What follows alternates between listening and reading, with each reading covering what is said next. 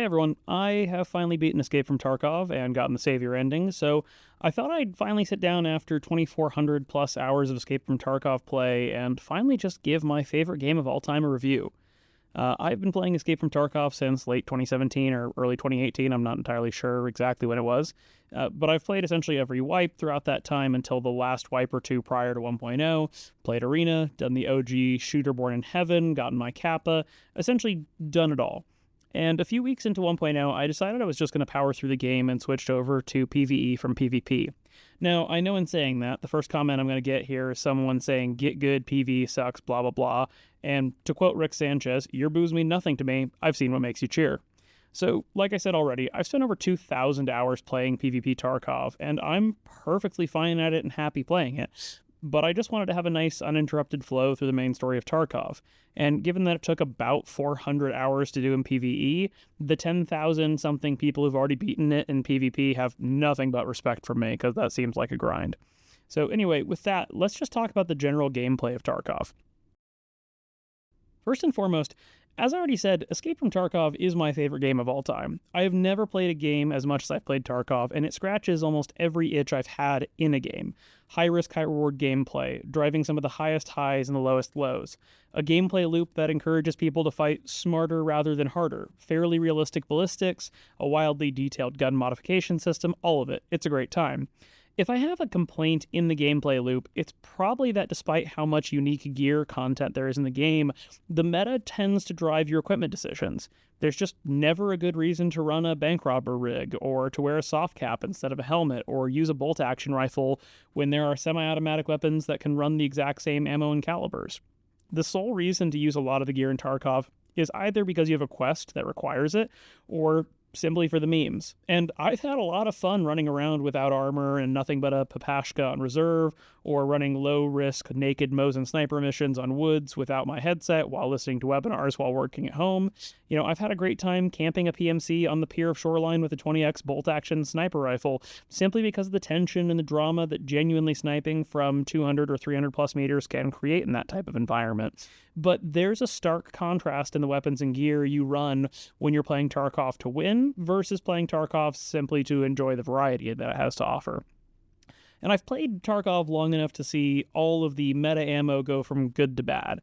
You know, today, essentially all the top shelf ammo is locked behind crafts, barters, task rewards, or finding it somewhere in raid if you get lucky, or looting it off a scav boss. You know, M995 used to be the end game ammo for everyone, and now it's a rarity in the game because the risk-reward ratio of running it is almost never adequate. Rounds like 7.62 BP are straight up outclassed by newer rounds like the 6.8 Hybrid, which has identical penetration but substantially better damage and can be bought off of Peacekeeper to boot instead of crafting it.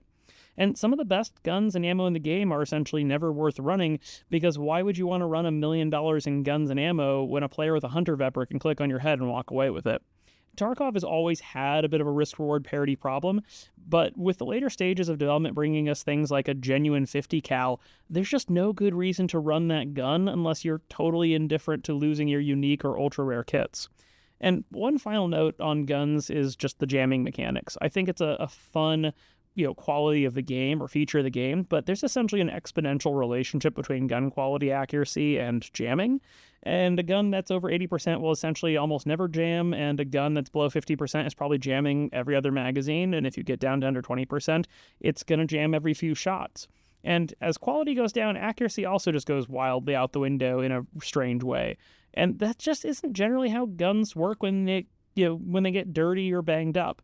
I think there's a world where things like CLP or cleaning kits could provide room for some non-jam or accuracy buffs on a weapon system, but the accuracy should just not be getting so badly worse that guns are essentially unusable, no matter how bad the condition gets, until it's actually broken or unrepairably jammed in the field. I do think that healing and stims are in a pretty good place in the game. The degree of customization and how you elect to pack your pockets full of IFAKs and Propofol is pretty reasonable, and the value of the meds is well balanced enough in risk-reward terms to make more out of it, to take things out of your secure container and have less of it filling up that precious space. If there's anything I'd modify, it's probably the mule stim, just to make it more usable in general in terms of the health damage it does or its cost to obtain, so that people can just be more loot goblin-y. One of the fun things about Tarkov is winning a big battle and then walking away with all the other guys' gear. And at this point, right, it's just not often that worth it to take somebody's class 6 plates out or their giant DMR instead of just stripping the attachments off. I also think the game needs a med interruption feature where you can literally just drop whatever healing item you're using to get your gun up. It just doesn't make a lot of sense that someone face-to-face with an enemy would pause to button up their CMS before going for their gun. That's just my common 2 cents. I think the thing that's in the weirdest place for me in the core gameplay is skills. Some skills are going to all but hit their cap by default. Like in my playthrough, I maxed out metabolism fairly early, which essentially renders food and water worthless except for avoiding tremors or getting your stamina to regenerate. And in PvE, you're at so much less risk generally that you're entering most raids overweight already, so then strength levels up pretty quickly as well, while endurance is mostly leveled up through the gym in your hideout. On that note, whoever said that you can kick the C4 door in terminal with elite strength is a fucking liar. You've got to blow that shit up. Now, other skills are essentially untouched or almost useless. Skills like heavy armor or intelligence are essentially unleveled unless you make a point of obtaining repair kits, and then you're faced with the acknowledgement that while the repair kits are cheaper than paying vendors for repairs, they're generally worse quality, so then you just sort of have this trade of one problem for another. I think the map design is Tarkov's greatest strength, and yes, I hear some of you booing in the comments already. Bear with me for a second here. When you take away the emphasis on competitive CSGO style gameplay and just look at the maps themselves, they are incredible. They are incredibly detailed, extremely varied in their design and layout, and each map produces a material variety of different gameplay styles, sometimes across the whole map, sometimes in different sections of the map. The environmental storytelling is bar none probably the best storytelling in the entire game. So let's talk about each of the maps. As a late addition to the game, but a nice starting zone for new players, Ground Zero is sort of a lowercase R-shaped 3-lane map. You've got the main street, you've got the buildings mostly on one side, and the underground road. In PvP, it produces some fairly tight firefight areas, and in PvE, it represents or presents essentially what is a long shooting gallery. I think if I have any critiques of the map, it's that the quests stop going there fairly early in the overall progression of the game, but also just that the tutorial mission at the start of the campaign is materially a different version of the map. That's not to say you should have had to run all over Ground Zero in the tutorial, but there are barricades and gear and bodies that are present in the tutorial that then just completely disappear in the main map, and there's just not really a real reason for that to happen the way that it does. Customs is quintessential, and it's the classic PvP map, but with the release of 1.0, it kind of shows its age a little bit. While it's definitely gotten a lot of work done over the years, such as dorms with mantling and faulting updates, or the addition of the stronghold and the hill behind new gas, it feels like a map divided, and that is to say it often plays like a cluster of different battle areas with small transitional zones between them. Like if you're at dorms, you're not really worried about anything happening outside of dorms, or if you're in construction, you're not that worried about things happening outside of construction. Generally speaking, the map is pretty well carved up by walls or trees that create visual occlusion for performance, but also create general boundaries for conflict. And that isn't to say that you can't run into somebody between the train tracks and dorms so that people don't get shot crossing the river, but just that as you build up your experience on the map over time, you get a really good feeling for what does and doesn't involve you. I do think that the later additions of entry into some of the warehouses, particularly with windows that overlook the bridge, construction, stronghold, etc., I think those are great additions that I haven't even had a real opportunity to explore or get a good feeling for, and to some extent that actually makes some of the map feel underused, but we can talk about that more when we get to tasks and quests. Factory is a very fun PvP map and a very frustrating PvE map. While some quests like planting the cameras on the cargo lifters are probably a complete nightmare for PvP players compared to PvE players, PvE feels incredibly unsatisfying on Factory because it lacks the same Battle Royale CQB feeling that PvP accomplishes. It's particularly frustrating as a map in PvE because you have tasks like perimeter defense, but lack a guarantee that PMCs will spawn in the office, or even lack a high probability, that they will get there at some point. The map essentially boils down to spawn in, try to find Tagilla ASAP so you can take them off the board, mop up any PMCs you run into along the way, and then you can farm scavs or do your tasks with impunity. Overall, it's a great classic PvP map, but it's kind of disappointing in PvE. This is another map that struggles in PvE compared to PvP. While I personally love Interchange and the detailed environment and tactical options that it offers in gameplay, PvE it still mostly feels empty. Like, for whatever reason, PMCs seldom enter into the mall proper, and instead you'll find most of them hanging out at the power station, on the back door of Ollie, on the north end of the highway in front of IKEA or IDEA, and very so often in the garage to the west of the power station. But what that essentially leaves is a game of Pokemon with Killa, where you're wandering through the major anchor stores looting with impunity, but there's a tiny chance that Killa's suddenly going to show up to skullfuck you unless you brought high pen ammo to counter him with. The only time you ever really get any excitement on the map is if you go to the center of the mall, and then you have to have a good time, stacking scav bodies to the ceiling. That said, I do think the expanded areas west of the highway and east of Goshen are great additions to the map, and it does remain one of my favorites, even if PvE is a bit less interesting than its PvP counterpart. This is a contrary map to the experience of Factory, and Interchange in that Lighthouse is much better as a PvE map than a PvP map. Because in PvP you're essentially expecting to get sniped the entire time you're playing on the map, you end up ratting a lot to avoid dying or kind of hiding on the edges. But in PvE, it's essentially a very fun DMR sniper map that's broken up by visits into the chalets or excursions over to the water treatment plant. And what stands out the more you play the map is how a lot of the quests show up all at once that essentially involve retrieving a MacGuffin from some specific part of the map and then escaping with it, and how little content is scattered around the map past that level 20 to level 25 task range. The only exceptions are a handful of tasks required to get into the lighthouse, which are incredibly easy to do in PvE, and I'm sure they are all but miserable in PvP, but that's Tarkov. I did notice in my run through that in the absence of PMCs to make the map more dangerous, the map is essentially a big shooting gallery. The raiders are essentially brain-dead pop-up targets sitting on mounted guns waiting for you to shoot them in the head, and the only real threat is the rare occasions that the goons show up or Partisan decides to hunt you down. And on that note, I've never tried to fight Zoriki. Maybe he's a fun challenge, but frankly I was too scared of pissing off the Lightkeeper to bother trying to snipe him or, completing the snowball accomplishment or achievement. Reserve is one of my favorite OG maps since it was released years ago at this point, but it feels like a very different experience in PvP versus PvE. In PvP, it's this loot-focused map that almost feels like a heist map. Like, are you going to try to get into one of the marked rooms before somebody else? Are you just going to be like a rat and try to steal it and pick up whatever is left behind? Are you going to throw the switch so you can make an escape through hermetic door? Are you going to try to go to dropped room or try sniping from up on the rocks or up in the radar dome? But in PvE, it's essentially either a raider farming ground or a fetch quest completion zone. The only area of interest is typically where Gluhar and the boys spawn in, and you'll know where that is almost immediately because within a minute or two of starting the raid, there will be an enormous gunfight happening somewhere that gives away their position. Early on in the wipe, Gluhar and his guys are fairly dangerous, but by the time you're running around with even 8.55 ammo and class 5 plates, you can essentially farm them without any issue.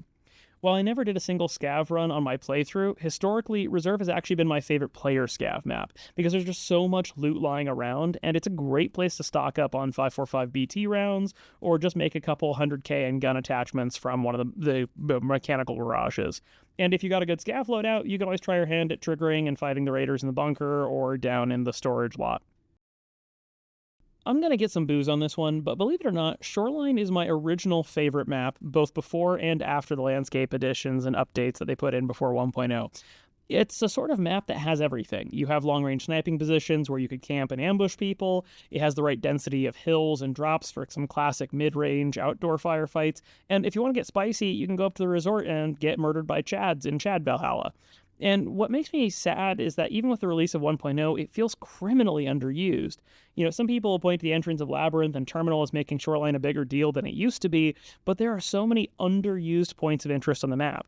The radar station barely gets any play, despite being a spawn point for the goons, and the resort hasn't had much in the way of tasks or interesting loot added to it since Sanitar was added, and the pier and power stations in the Scav Village are criminally underused, despite how unique they are as features of the map.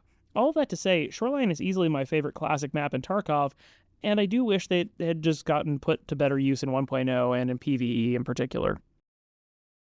Streets of Tarkov is a map-making masterpiece. Now, I know I play Tarkov on what is essentially a supercomputer, so I recognize that the performance issues a lot of people have with it sort of undermines the quality of it as a map, but if you've got a computer that can run it, holy shit, the detail is just absolutely incredible. I still don't think I've seen the entire map or all the details on the map, and I've done every possible quest available on the map at this point, and as I say that, I'll highlight that I actually think the map is criminally underutilized in tasks and quests.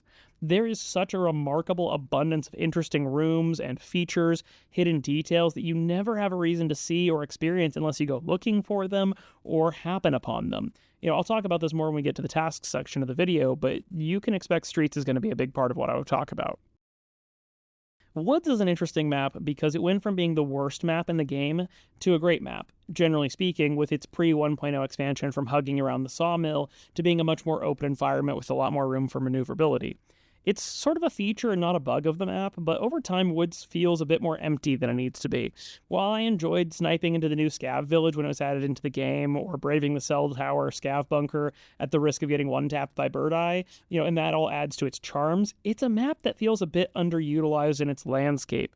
And while you get some curious tasks like planting the cameras on the mountain or killing PMCs around the mountain, it doesn't feel like there's much to do on the map except complete tasks for Jaeger, or try to track down the BTR to do the tasks for the driver, or, when you get to that point, just to farm Sturman. It's still a good map overall, particularly in PvP terms, but like I said before, it just feels a bit empty. Okay, I'll admit the lab has historically scared me because I've never really been a Chad player. I'm perfectly fine at PvP, I've just never been the type of person to rush the resort on Shoreline or farm labs or Labyrinth, and consequently I don't really have any good feedback for labs. In fact, I spent more time in my PvE run-through of 1.0 in labs than I've ever spent on labs in prior wipes. In PvP, it's sort of the cheater bait map where you just expect half the people you're playing with to be running hacks, and in PvE, the absence of any significant PMC PvP presence makes it so the map feels almost empty. Maybe it's been this way for a while, but most of my visits to labs during my playthrough involved running around the map with total impunity, almost shocked at the absence of danger.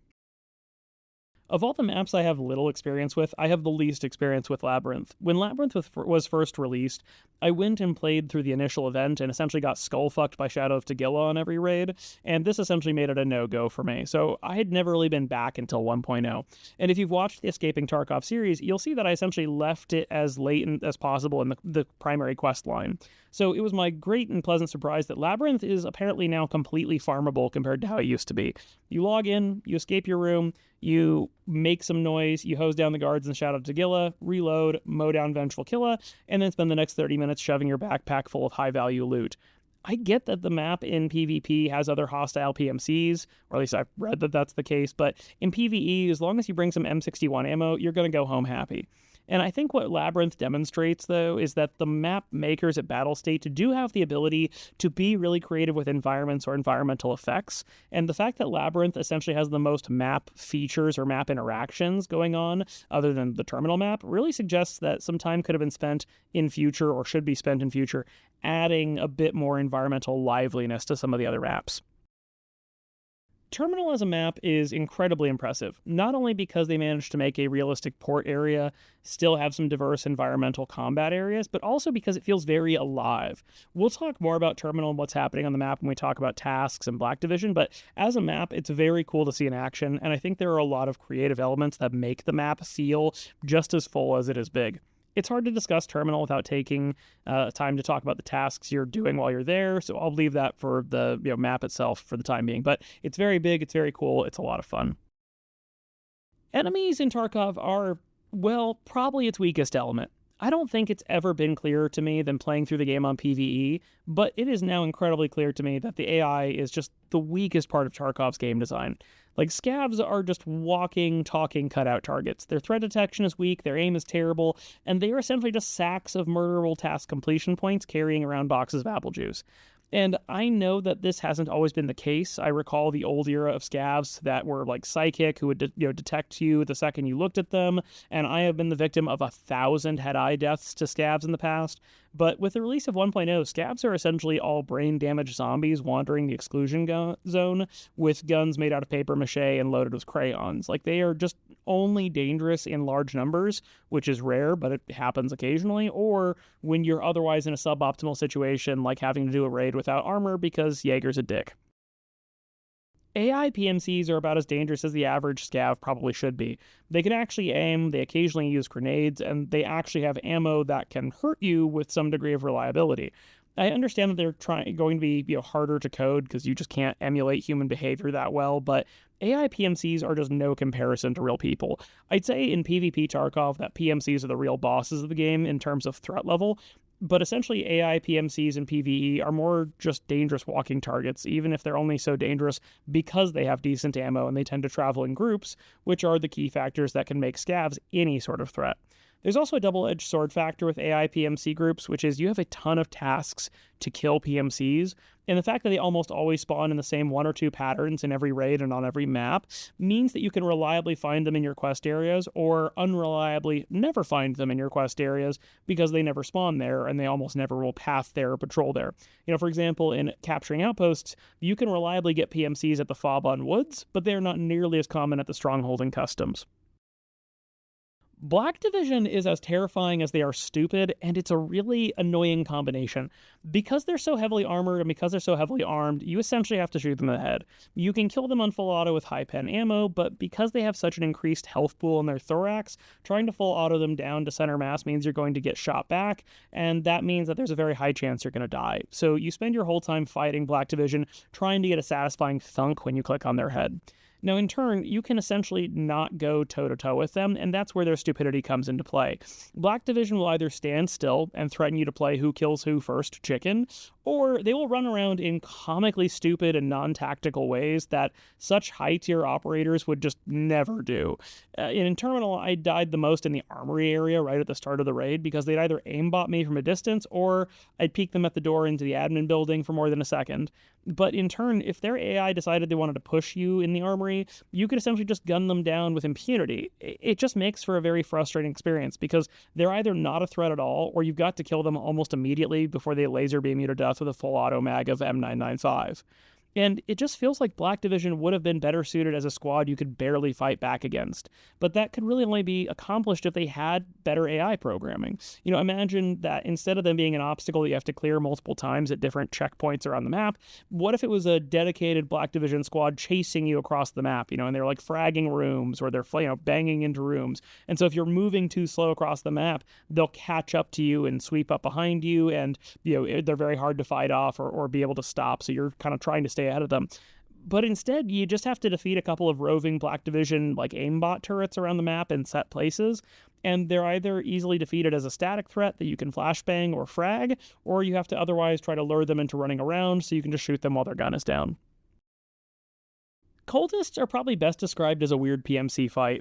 Between the need to go patrolling at night to find them and then their weird escalatory manner of fighting, most of the times I fought cultists, I'm actually fighting them in the middle of them fighting someone else. Or of the 4 times that I ran into cultists, the first time I just got laser beamed because I was trying to do Hell on Earth Part 2, which sucks. The second and fourth time I fought them after they started fighting AI PMCs near me first. And the third time I literally just had them run in front of me for no reason and I just got to mow them down. Conceptually, the cultists are fun, but they just seem to be more of a nuisance. I said it earlier, but Gluhar is only dangerous early on before you have good armor and ammo. After that, essentially, as long as you can take him out, the rest of his squad is barely a threat because their AI is just so stupid. They'll funnel to you in a closed room, and those that hang back can just be angle peeked without much of a challenge. The only real time they're dangerous is if Gluhar has his M1 with M61 rounds, or you get caught out in the open. But if you know they're going to be in a certain building or position, you'd essentially have to make a mistake to die to them. Kaban and his base are probably the best boss fight in Tarkov. Between the heavy defenses, the mounted weapons, the heavy guard, sniper, and scav presence, Kaban's base is probably one of the most fun fights you can have in Tarkov. While I essentially had Kaban on farm at one point during my playthrough, you could still get overwhelmed by the sheer numbers of enemies or make a mistake around the heavy weapons that saw you eating a 50 cal round. Even though Kaban himself is kind of an easy kill, you can't hesitate to take him out when you have the chance because his machine gun will chew you up if you try to get into a more drawn-out firefight with him or if you're slow on the draw. Overall, it's probably the most consistently fun boss fight environment, even if it can get a bit formulaic because of how consistent the AI behaves in his base. Killa is just annoying. In early Tarkov, when he was the new boss entry, he was a really challenging alternative to a boss like Rashala, but these days he's essentially just the one dangerous random encounter inside the mall. Fighting him almost always boils down to just shooting him more and faster than he can shoot you, but even that sometimes has some random luck of the draw, because there's a mile of difference in the threat levels between PP-19 Killa shooting Luger CCI rounds into your Class 6 plate, and RPK Killa shooting Igolnik. I love Killa's style, I like his aggressiveness level, but essentially fighting him just comes down to whether you brought high pen ammo and whether you can face tank him shooting you from 2 feet away long enough to hit him in the head 2 or 3 times, or catching him while he's running. This boss doesn't really feel like a boss to me. The first time I encountered him, he shot at me through a window of the food court, so I just tossed a grenade up at him and then I got the achievement for killing him. I've read on the wiki that he's got some sort of magic gun jamming power, but I've never had it affect me, and frankly, he just feels like Rashala on the Streets of Tarkov map. Snooze. I have a love-hate relationship with Partisan. Let's start with the love. Partisan feels like a PvP fight for a PMC sometimes. Between his surprise attacks, his decent ammo, he can be a genuine threat on a large range of maps and in a large range of environments. So where's the hate? I hate that he thematically is supposed to be hunting PMCs with bad karma, and yet he just clearly spawns randomly on maps and proceeds to make a beeline for you most of the time. So most of the encounters I've had with Partisan were either me just happening upon him and clicking on his head, and every once in a while I'd suddenly get lit up with 7.62 PP rounds from behind or the side. So it's nice to have the classic third-partied experience show up somewhere in PvE, but at a certain point it's just kind of annoying. Rashala and his guards are just scavs with better guns and slightly better armor. Completely farmable, not a threat in the slightest. I get that they were the first scav boss, but it feels like given the unique environments they occupy, whether that's the stronghold, the dorms, or even just the gas station, there was plenty of room to tweak their AI to be more specific to those environments. They'd be far more interesting if they used the guns at the stronghold to create standoff distance, so you had to snipe your way in or flank a non-covered sector, or if in the dorms they had stronger peeking and room clearing mechanics, but as it is, they just do a conga line in your direction and let you click on their heads as they come around the corner. Frankly, they need a complete rework, and they're just incredibly easy to kill and boring to fight. Sanitar makes no sense to me as a boss, and other than his and his followers' self-healing mechanics, I don't really understand why they're in the game or why they're a boss. They're either hanging out in the cottages waiting to be sniped from the hill, or they're at the pier waiting to be sniped, or they're in the resort being a menace through the windows. But every fight with them just turns into hurting them a tiny bit and then watching them run away so you can gun them down while they run away, or chasing them down and killing them while they have a healing item in their hands. I have the same complaint with them as I do with Rashala. It just feels like, given their unique location-specific nature, that they could really benefit from some AI that actually lets them take advantage of their environments instead of just being dangerous aimbot turrets and heavy armor around shoreline. It's also probably noteworthy that Sanitar and his guards are such a pushover enemy that when I ran into them on my final terminal escape, I killed them without even realizing that they were supposed to be a boss or the guards. They were that easy to take out. They just don't make any sense as a real enemy or a real threat. Sturman is probably the worst designed boss. In the 21 plus times I killed him on my playthrough, half the time I killed him just by triggering him and his guards to know I was in the area, and then watching him run up the same hill to take cover at the same piece of concrete, whereby I would just click on his head as soon as he stopped moving. While the whole mechanic of hyper-maneuvering bodyguards and repositioning sniper would make for an interesting boss fight dynamic somewhere like Factory, the lumber mill is just snipeable enough that it's only a rare case that he actually conceals himself effectively, where he can actually snipe back at you. And even when he does this, you just resolve that problem by going somewhere else, waiting for him or his guards to stop trying to maneuver on you, and then shooting them when they stop to take aim at you. I think the concept of a sniper boss is really cool, but his threat detection and aim don't go more than 30 or 40 meters outside the valley the sawmill sits in, and I think it'd be much more interesting if he was a map-wide threat like Partisan, trying to ambush you in the wilds. But that's just my 2 cents. Tagilla is a joke. While obviously he's dangerous if he ambushes you in close quarters and manages to hit you with his hammer, he's almost never a threat in a practical sense. You spend most raids on Factory just hunting him down early on and spraying him with half a mag of mid-tier ammo, and then you're done with the problem. I really think he would benefit from some serious stat enhancements around speed, or otherwise maybe could better make use of flashbangs or smoke grenades. I think giving him the KS-23 shotgun with flash rounds or something as a way where he could then use the blinding effect to close distance with you would just make him a much more genuine threat and make it so he was not so easily disposed with. But right now he's probably one of the weakest bosses in the game. The goons are probably one of the best designed bosses, and that's not as much of a compliment as I'd like it to be. Most fights with the goons start with Bird Eye shooting at you, and then the fight quickly devolves into a predictable pattern. Knight is going to charge you and try to shoot you from 3 feet away for some reason, and then Bird Eye or Big Pipe are going to charge up to you, and then whoever's left is going to charge up to you. It feels like their AI starts with a game plan that devolves into a single death charge tactic.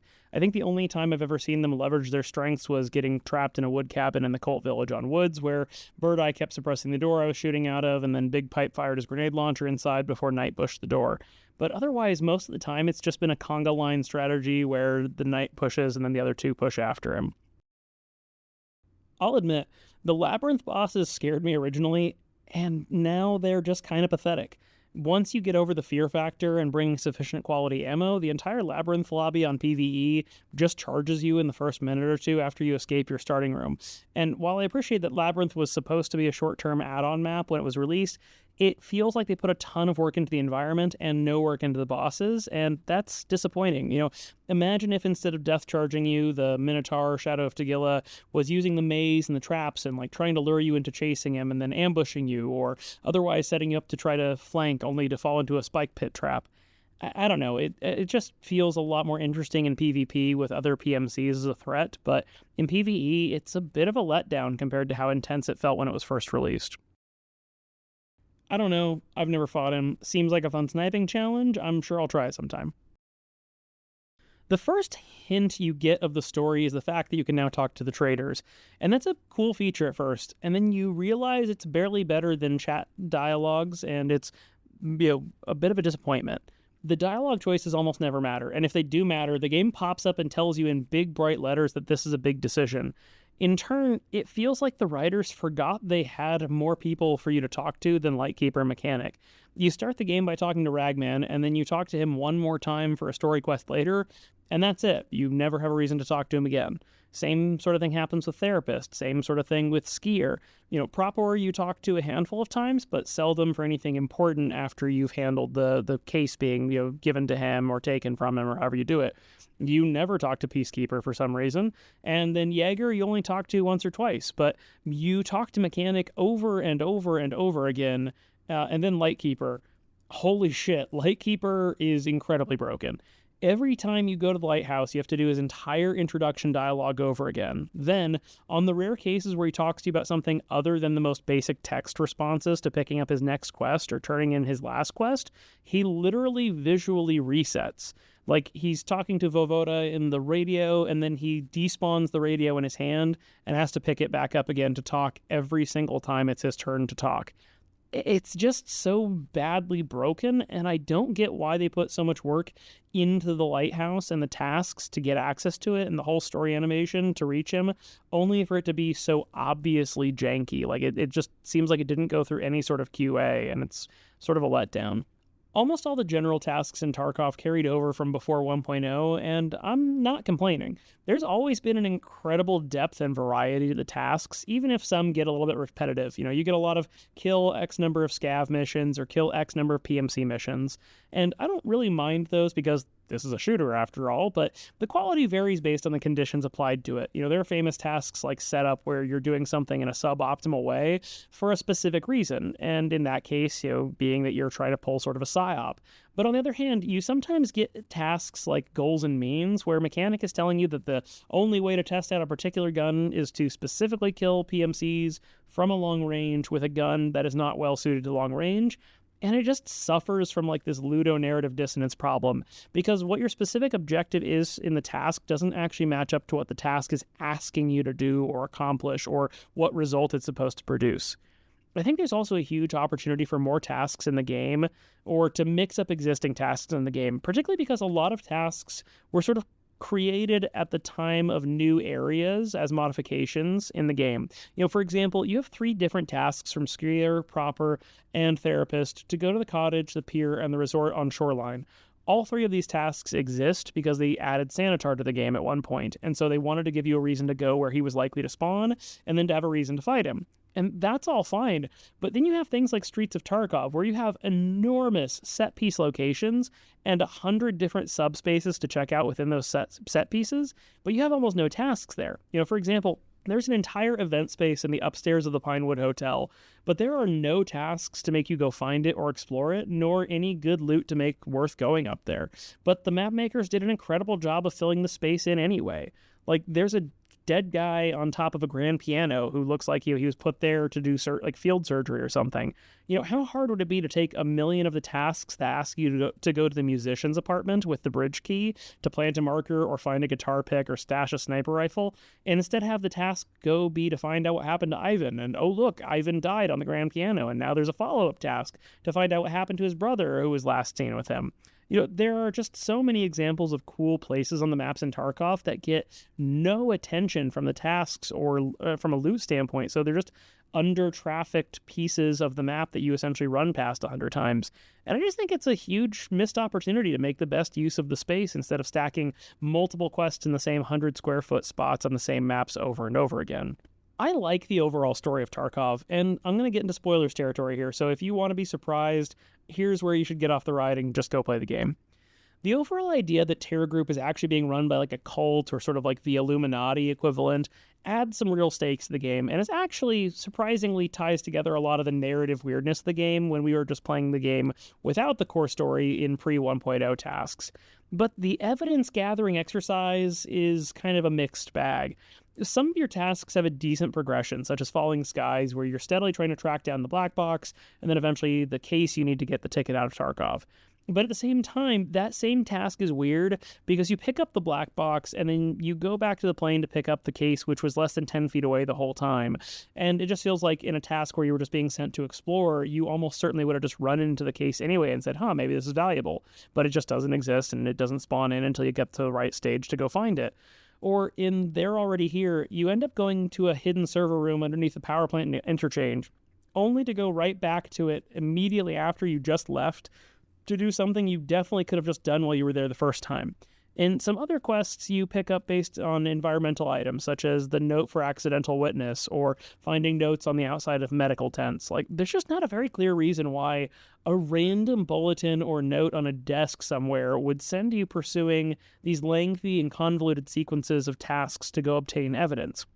And a key problem with some of these tasks is that it feels like no one else is bothering with this problem. You find the key evidence item for blue fire in the back of a delivery truck, exactly where a recording left 10 meters away says it will be, and the idea that a powerful multinational conspiracy cult would be leaving these loose ends lying around where literally anyone could find them is sort of bizarre. And that brings up another point with the cult. While the cult is ostensibly behind everything, their in-person, in-game involvement in Tarkov really does not match up to what they're doing elsewhere. The marked rooms themselves are full of weird ritual offerings, which are just giant piles of loot, but they also graffiti their marks all over the maps, and then as environmental enemies, you just find them lying in bushes in the woods or customs or shoreline for no apparent reason. But at the same time, when it comes to escaping Terminal, they suddenly have a platoon-sized element worth of army rangers to come murder you. It just doesn't jive very well. The quality or the nature of the evidence is also sort of strange. Take the labyrinth, for example. You run through all the little sub-steps of investigating the labyrinth. You find the murdered people and the diary and the notes and all this stuff, and you can do it all in a single raid. And then the evidence you need to prove what's happening in the labyrinth is a single scrap of paper just laying on the coast of Shoreline.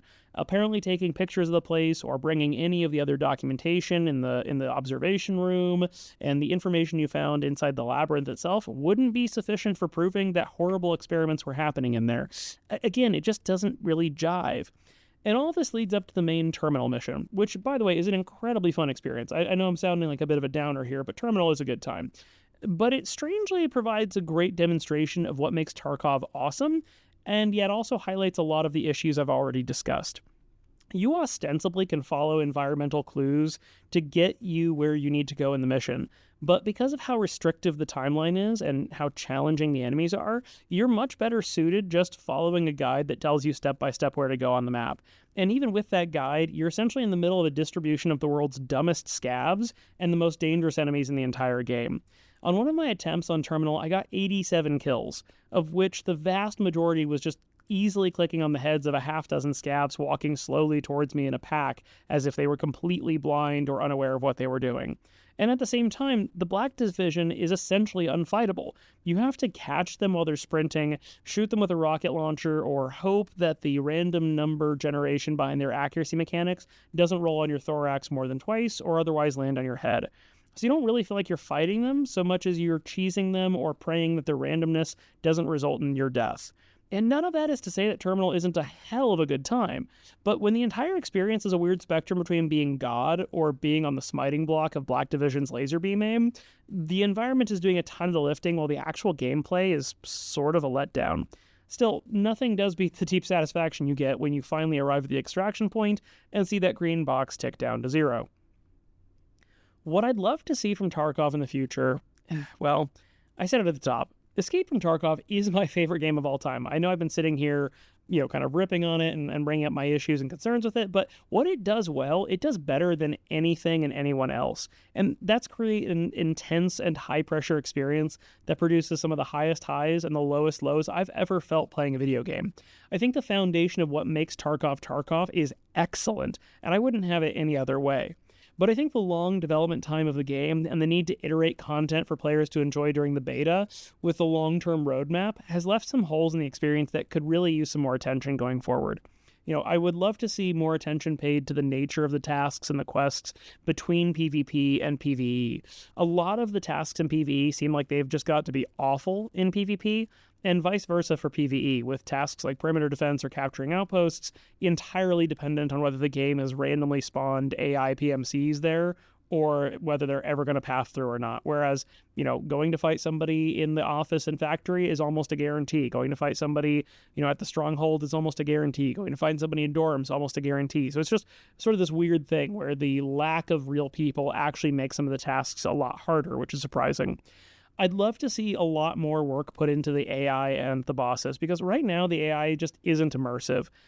As I said earlier, scabs are just walking cutout targets carrying apple juice boxes, and the mechanics of most of the bosses can be summed up as this guy runs a lot, or this guy has a lot of bodyguards, or this guy will hide from you. And with so much variety in the weapons and the environments of Tarkov, that just seems kind of underwhelming. Take a boss like Tagilla, who is melee-oriented. What if there was a boss who was also melee-oriented, but used smokes and flashbangs to disorient you or conceal their approach before they closed in for the kill, instead of just death charging you? What about taking a boss like Partisan or Sturman and giving you a legitimate sniper enemy where you either have to maneuver on them or you have to counter-snipe them or you've got to bound and dodge and try to escape them? Why not give a boss like Gluhar or Rashella more tactics that utilize their unique environments so that it feels like you're fighting a squad of dug-in elites instead of just picking off a squad of better armed scabs as they slowly file through a door in front of you? I think Tarkov has a bright future, and I hope that we'll continue to see new events, maps, and tasks come into the game. And perhaps more importantly, by the time the next big release comes out, they'll have had some time to really work on some of these areas and take better advantage of the awesome foundation they've built with how Tarkov is today. But with that, thanks for listening to my thoughts on Escape from Tarkov. It's been a blast to play through the game, to experience 1.0, to get all the way to the end.